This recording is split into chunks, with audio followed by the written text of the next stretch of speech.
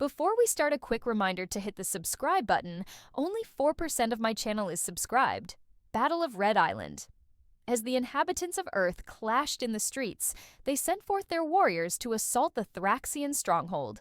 The Thraxian Tybart ground commander designated Madagascar because of its proximity to the origins of humanity, Africa. The Madagascar headquarters featured a Thraxian frigate in low orbit, hovering just above the island to offer immediate support for the HQ, or to launch an assault force onto the nearby continent. The island itself was home to 2 complete Thraxian divisions, populated with mechanized units, fighters, bombers, dropships, tanks, and more. This was among the most fortified and advanced locations of the ground commander. The bulk of NATO and the recently formed alliance of the Terran Republic have dispatched their naval forces towards this stronghold to impede and potentially disrupt Thraxian operations in the African to European theater. This is what transpired. The hulls of the carrier flashed red, accompanied with a distinct and repeated alarm. The entire ship shifted and buckled against the great waves of the Indican Ocean as the sounds of combat pierced the hull of the great ship. The young officer in a pilot flight suit rushes through the halls of the ship, unlocking and opening a bulkhead door to reveal the flight deck of the carrier.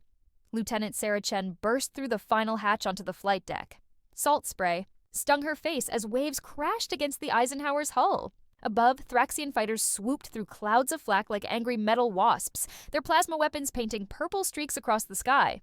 "Move it, Lieutenant!" Chief Martinez waved her toward her F-18, the ground crew already prepping it for launch.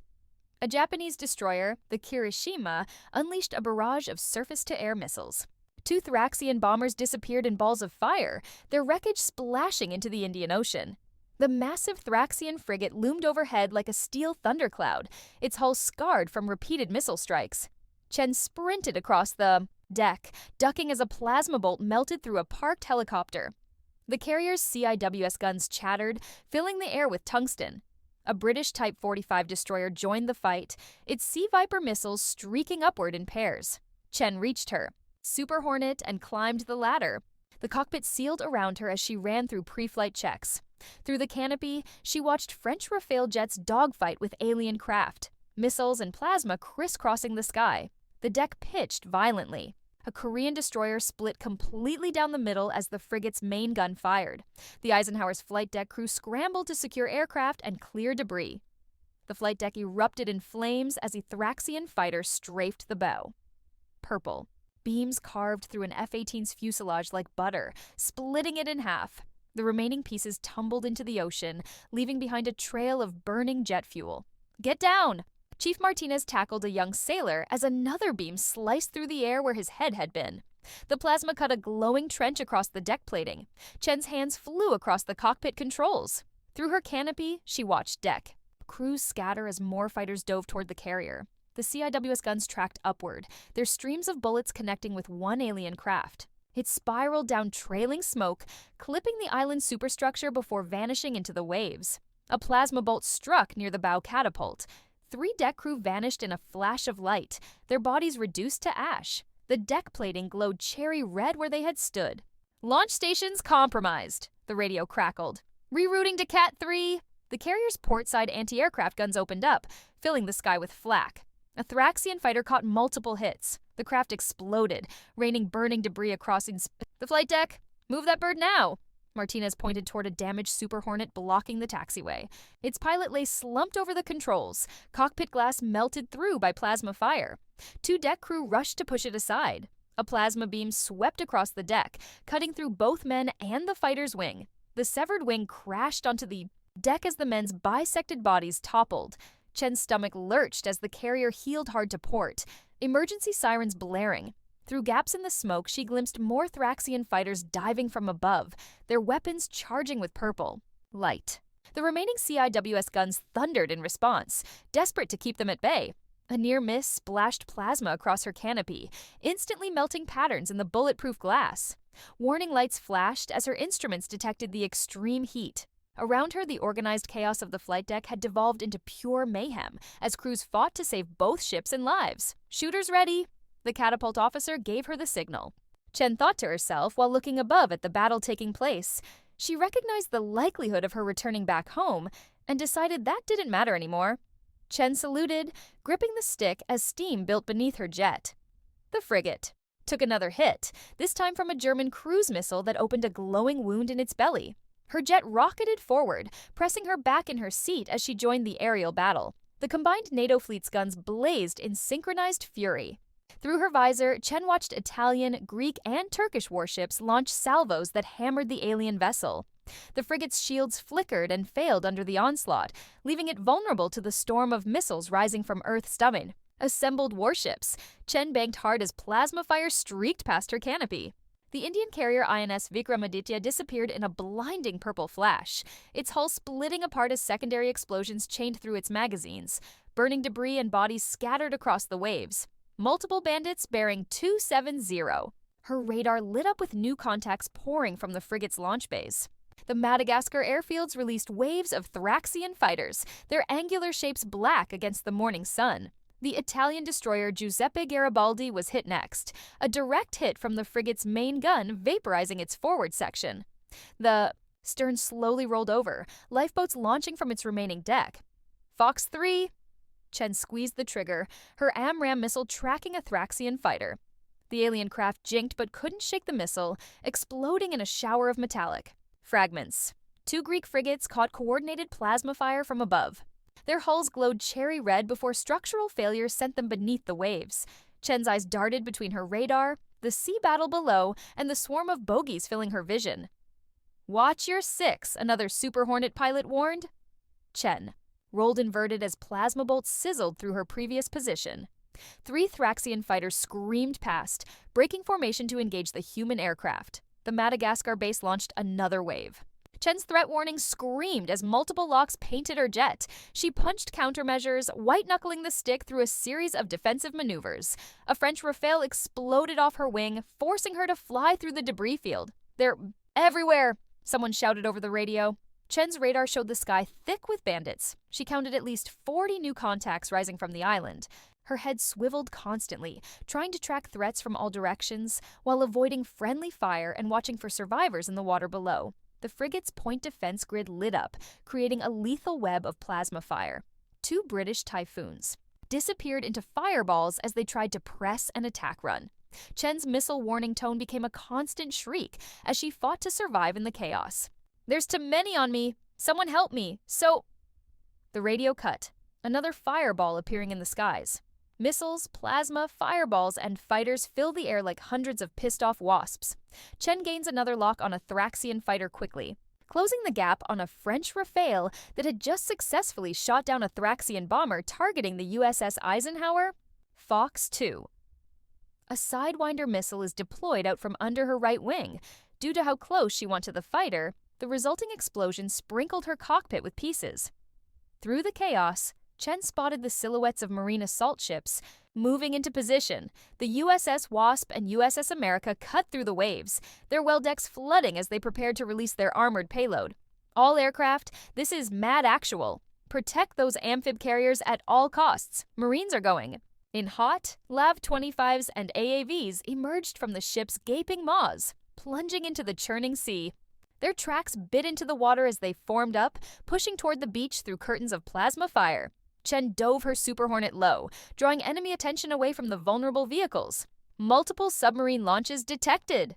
The radio crackled. Nuclear-tipped cruise missiles inbound. The frigate's point defense grid lit up again, swatting missiles from the sky in rapid succession.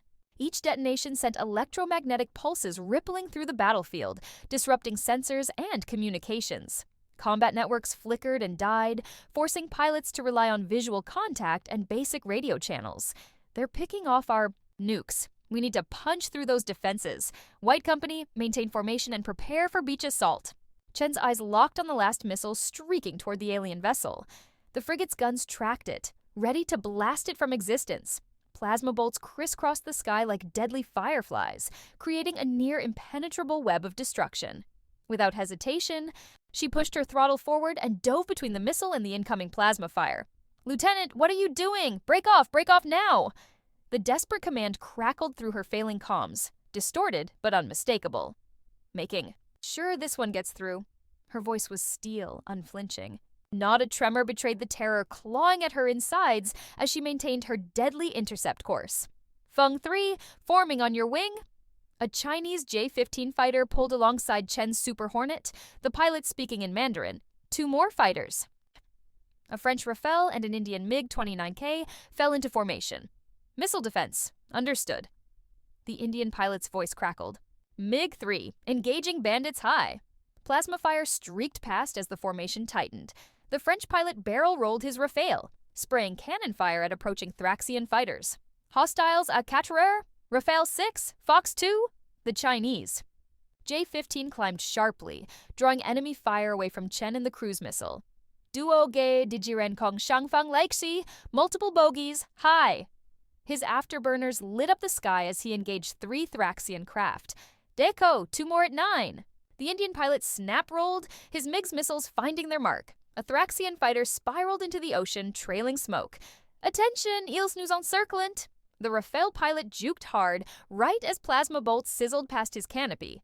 His fighter shuddered under the strain. The J-15 pilot grunted as he pulled high G maneuvers. Buneng Rang Tamen Tongo, cannot let them through. His cannon barked, shredding an alien fighter's wing. A plasma bolt caught the Rafale's tail section. Je suis touché! Systems failing! The French jet banked away, trailing smoke before exploding. In a fireball! Taking heavy fire! The Indian pilot's voice was tight with strain. His MiG weaved through the chaos. A direct blast vaporized his right wing, sending the fighter into an uncontrollable spin. Bagwan Mir Sathai! The J-15 swooped low, drawing fire from multiple directions. Jiksu Tianjin, continue mission.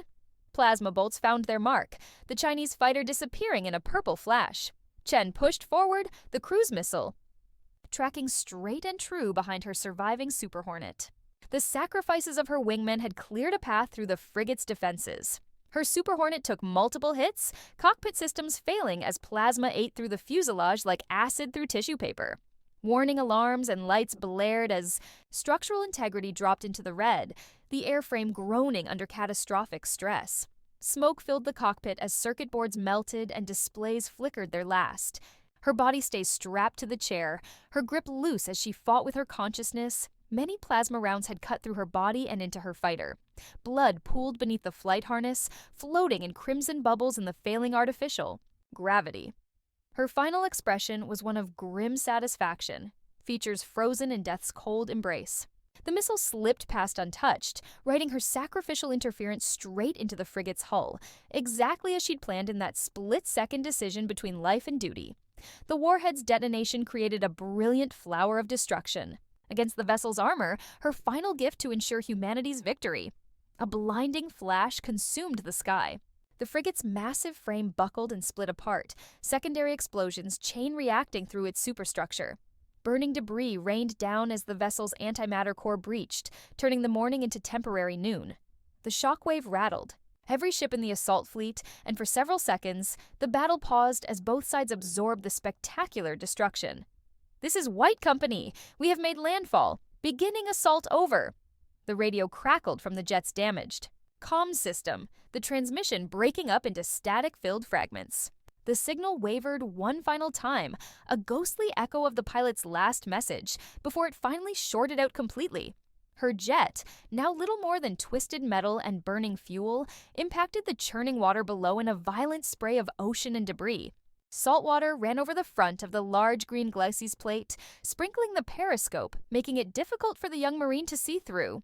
The plate beside him that separated him from the heart of the machine he drove was warm to the touch. The inside of his small driver's hole was compact and incredibly smelly. He lowers his left hand to press up on a lever, allowing him to inch a bit further to the periscope. By now, his nerves and thoughts had completely taken over his mind, leaving him in an almost mechanical state of operation. All his body had at its disposal was the many years of training drilled into him at Camp Lejeune and countless amphibious exercises.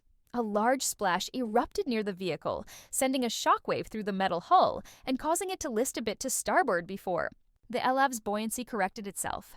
The bitter taste of adrenaline flooded his mouth as another explosion rocked the waters nearby. "Driver, slight left, we're about to make landfall, here we fucking go!" A voice yelled out from behind him and through his headset. That voice allowed the driver to regain the confidence needed to refocus on the task at hand. A solid blue line flashes across the driver's field of vision, its rapid movement accompanied by a deep, resonating sound that vibrates through the entire vehicle. The sensation thrummed in his bones, a stark reminder of the chaotic environment surrounding them. His hand drifts to the glasses release switch, awaiting the wheels to catch onto something. His helmet muffles the crashing waves and occasional thunk-thunk, the vehicle waiting left and right. Suddenly, the vehicle jerks, causing everyone within the LAV-25 to shift forward. The driver flipped the switch with practiced precision, causing a loud hydraulic swishing sound that cut through the ambient noise and lowered the lifted glasses port. The armored panel descended steadily, allowing the field in front of him to slowly come into view through the reinforced viewport. Gunner, shift right. Enemy warform. In the open, AP on my command. The commander's voice crackled with urgency. Through the intercom, the LAV-25 lurched forward violently, its 8 wheels spinning and searching as it struggled to find a foothold strong enough to carry its 25 tons of armored weight. As the protective plate lowered to its final resting position with a metallic clang, the driver witnessed what could only be described as absolute chaos unfolding before him. A hellscape of combat that made his throat go dry. Beams of light, mixed with tracers and explosions, littered both the air and the ground below, creating an otherworldly light show of destruction. Another LAV-25 had advanced enough into the beachhead to deploy its marines, their armored forms spilling out into defensive positions. The turret swiveled with mechanical precision towards the direction described, servos whining under strain. "Identified!" yelled the gunner, his voice tight with controlled tension. A distinctive chunk sound echoed through the compartment as the armor-piercing rounds cycled into place. "Driver, halt! Fire!" The LAV-25 had finally gained enough ground to pull itself out of the mouth of the ocean, water cascading off its armored hull in sheets. Once all 8 wheels found their place on solid ground, it lurched to a combat stop, suspension creaking under the sudden shift in momentum. "On the way!" The gunner followed up, his hands steady on the controls.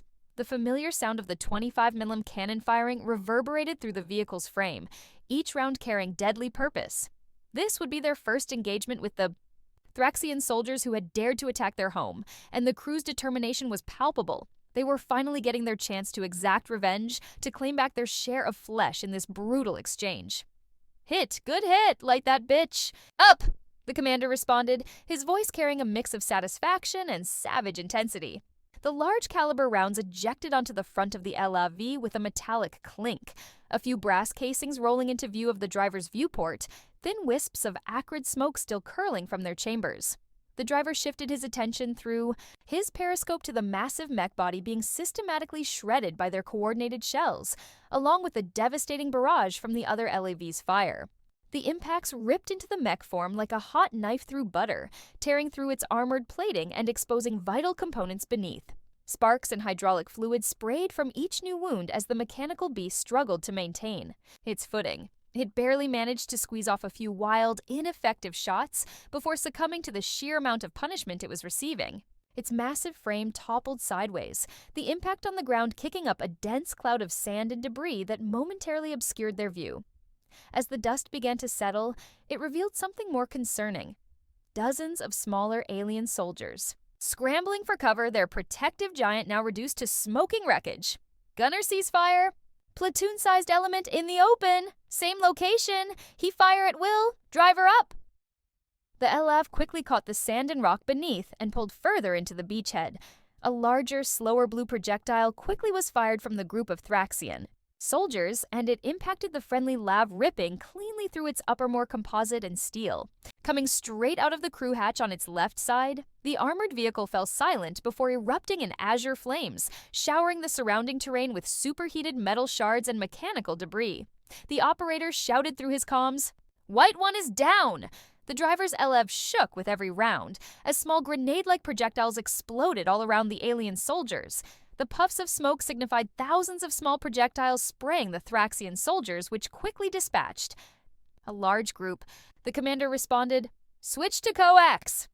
With an easy press of a button, the gunner released a hailstorm of 7.62 rounds into the same group of targets. "Scouts out!"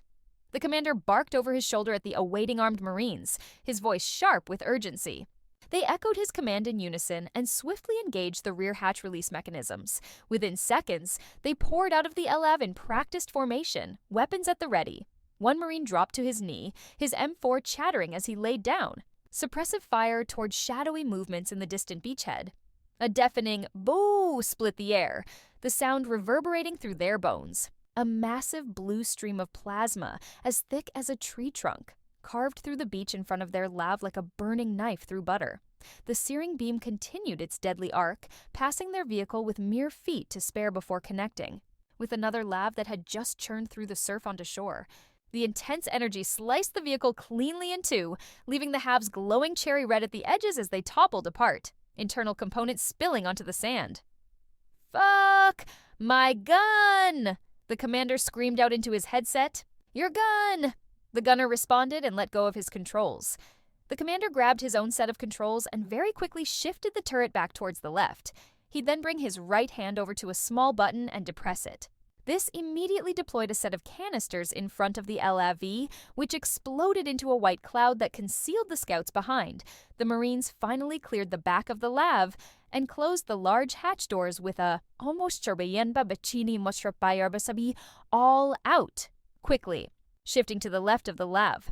One of the Marines pulled a launcher from his back and lifted it up on his shoulder. "Back blast! Back blast clear!" a Marine responded. A rocket was then fired, but the driver nor commander could see past the smoke to see the impact. The commander spoke into his comms. "I'm turning out. Driver, don't fucking knock me off." The commander pulled a lever and twisted it, freeing the hatch above him and exposing him immediately to the open air around him. "Gunner adjust 10 degrees left. Switch to AP. On my command. One shot for confirmation." The turret shifted over and sat quietly. Plasma started to hit the lab's frontal plating, slowly burning through its thick layers. The amount of fire increased the moment the commander exposed himself. "You're on! Send it!" The cannon discharged its remaining high-explosive shell toward the unseen enemy that only the exposed commander could spot. The projectile's wake carved a tunnel through the thick haze, unveiling another massive walker with its weapons trained on their vehicle. Flames engulfed the walker's port flank, centered around a decent-sized impact hole, likely where the Marine's missile had struck. The high-explosive round streaked past the mechanical beast and detonated against nearby foliage. Miss! 3 round bursts 2 degrees back. Right? The turret shifted back right and shook the vehicle 3 more times. All 3 rounds pierced the mech's frontal plating, but in response, it had fired another shot from its massive cannon. The stream of plasma would cut cleanly through the very front right edge of the LAV, removing a wheel entirely and cutting into the engine. The LAV lurched a bit forward and to its right. What followed was complete silence. The driver placed the LAV on its e-brake and popped the rear of his chair down, yelling to the rear, "What do I do?" After a bit more silence, the gunner responded, "Driver, get on the fucking gun!" The young Marine had only gotten out a W before being interrupted. "Shut the fuck up, on the gun!" The driver began to crawl back. He'd get halfway to the turret before remembering something. He'd unlatch his M4 and bring it alongside him. Finally, he got into the turret once it was turned enough for him to climb through with his gear. The gunner had already shifted over to the commander's spot, leaving the gunner's seat open. "Where's Lee?" The gunner responded. "Lee's gone. Focus. You got this." The driver had a million questions in his mind. He knows the cannon. Shot couldn't have hit the commander due to where his position is. But he is dead? What? "Focus!" The gunner yelled out and threw an empty can of Rip-It at the driver's helmet. "Comanche, this is white, 2-2. 2-1 is KIA. Lav is a Moby. We still have guns. Beachhead cleared of armored hostiles. You're clear for Grizzly rollout? How copy?" The driver placed his shaking hand onto the gunner controls. A slight jerk and the turret shift to the right. The driver then looked onto his screen and realized the vehicle is now relying on battery power. He deactivated the screen and shut off most of the turret's electronic systems to save energy. Placing his hand on a small axle with a handle, he'd manually shift the turret back to the left with a grinding metallic screech, witnessing the mech they fired at charging for another shot, its core glowing an ominous orange. The driver quickly pressed the trigger, unleashing 2 precise bursts of 3 rounds into the mech's exposed power core, causing it to explode in a brilliant cascade of blue-white flames and shrapnel. The driver then gripped a small metal loop connected to his M240C coaxial machine gun, his knuckles white beneath his gloves. Pulling on it caused the gun to fire in controlled sweeps into the few Thraxian soldiers surrounding the other mech, their armored bodies jerking and falling as the heavy rounds found their marks. The Kamiya driver scanned from right to left, engaging anything that moved ahead of the scouts to his vehicle's left. The gunner directed him and his shots as they fought. After about 30 minutes, much of the fighting had died down. Massive hovercraft made landfall with either more Marines on board or Abrams' main battle tanks aboard, which quickly cleared any remaining threats on the beachhead. Without a word, the gunner quickly opened his hatch and climbed out of the LRV. After a short time, the driver did the same. There was some talking just over the side of the listing vehicle. Looking down, he saw his commander with a large, very red bandage on his head, and the gunner sitting just over him, still on the vehicle. Once the commander noticed the driver, he yelled out, "Didn't I fucking tell you not to knock me off?" A rock bounced off the driver's helmet. The driver slowly pulled off the helmet and looked at the commander in utter shock and confusion. I thought you were dead, Sergeant." "Nah, dummy. I heard you did well up there, though." "Good job," the commander responded. The gunner on the back of the LAV nodded to the young driver in agreeance before standing up to stretch. "We got confirmation that their base of operations is 300 km from here. This next OP is going to be rough." The commander stood up, his hand placed on the bandage. "Let's check on our scouts and get some chow." The driver nodded to the sergeant and looked back at the cratered battlefield directly at the burning wreck of the mech he killed. He brought his hand up to his face and swiped the pooling sweat from his face. While watching the large hovercraft unloading more Marines, equipment, and armored vehicles, he thought to himself, his eyes tracking the efficient movements of the logistics crews. The whine of the craft's engines and the rhythmic clanking of tracked vehicles rolling down the ramps filled the humid air. Supply crates marked with various unit designations were being systematically distributed across the staging area. We might actually win? Enjoy next story. Man's Wrath? "Stay down, mortal," a towering figure commanded while seated upon a throne made of pure, crystalline light that pulsed with each syllable he spoke. He wore ancient robes of impossible fabric that lapped and swirled in the air without wind, defying gravity itself. Golden streaks flowed from the cloth's sharp edges like liquid sunlight, dancing and twisting with ethereal grace, while a sense of overwhelming warmth radiated from his body like a miniature sun. His eyes were purely golden, lacking pupils or whites, gleaming with the intensity of molten metal. His facial features were perfectly symmetrical, each angle and curve precisely measured and balanced, as if cut out by master craftsmen working with divine instruments. He was perfect, or so he believed, a paragon of celestial beauty that even his godly peers could not help but admire. To himself and his fellow immortals, he was the very definition of divine perfection. Several other figures of varying shapes and sizes stood to his left and right as he spoke. His voice boomed across the large marble room with an unnatural weight. Beams of sunlight with no origin shone down through the pillars' cracks, holding what looked to be literal clouds above. A man was seen lying on the ground in front of them. His body was bruised, with lacerations covering every inch. His breath was labored and tight as if his lungs were on the brink of collapse, along with the rest of him. He brought his right arm up to help support his body, straining as he started to lift himself. With incredible speed, one of the figures standing in front of him with the towering figure appeared beside the man and kicked his arm out from underneath him, causing him to collapse yet again against the hard floor. He said, "Down," the figure said before appearing beside the man again. "It is impressive that you have reached this far, human. Many tend to fall to the Valkyries before appearing at the stairs. You made it. That doesn't mean you deserve anything less than death, let alone standing before us," the towering figure said again. The human groaned in pain softly before raising his hand to lift himself again. The towering figure's perfect face frowned in anger. With just a subtle gesture, the same being as before appeared in front of the human. Instead of kicking the arm out again, he lifted the man up by his throat with a sudden burst of energy and power.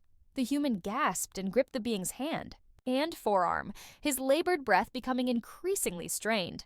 "You don't understand your place, mortal. Nor do you understand the situation you have placed yourself in," the fast figure said. "You will die here. You accomplished nothing." The man continued to pull at the figure's hand, barely gaining enough space to utter a few words. "No gods of ours." The fast figure's eyes opened a bit. He lifted the human up again, And just as he was about to thrust him back into the ground, the towering figure spoke out. "Zephoros, hold!" Zephoros stopped suddenly on command. "You are the reason? For our existence, human. We were born by the imagination of billions. As much as your kind regrets it, we are your gods," the towering figure said, looking toward Zephoros and gesturing him to drop the man. With a thud, the human plopped onto the floor, his body splattering against the wet surface of his own blood. As usual, he began lifting himself up. "What makes you think they can't make more?" The man coughed up some blood, looking towards the towering figure. "You have toyed with, killed, raped, and manipulated humanity for centuries, and you can't think of anything they would rather believe in than you?" Almost instantaneously, the man was launched nearly 30 meters into the side of a marble pillar. The impact was so heavy that even the furthest god felt the vibration. "I couldn't stand for his insolence, father." A hooded figure walked out from beside the towering figure.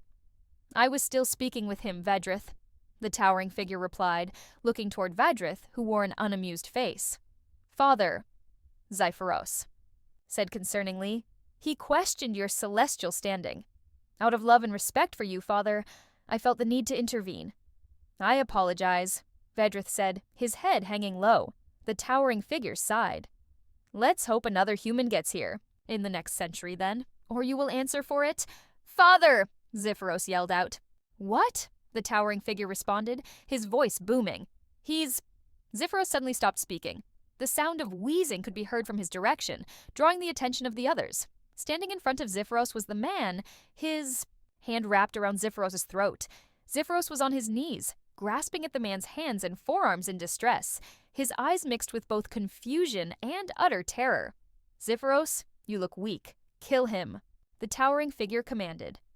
A golden mist-like substance began to seep slowly from Zephoros' eyes and mouth, his hands desperately attempting to pull away from the man's grip. As more and more of that misty substance pulled away from his body and poured into the man, it started to mend the wounds across his body. "Your Valkyries were fast. I had to learn to hit them when they thought they won. Their hubris brought them to their knees. Like you, Zephoros," the man said condescendingly. With fierce urgency, Zephoros launched a barrage of strikes. His godlike swiftness enabled him to rain down blows upon the mysterious figure's arms and face.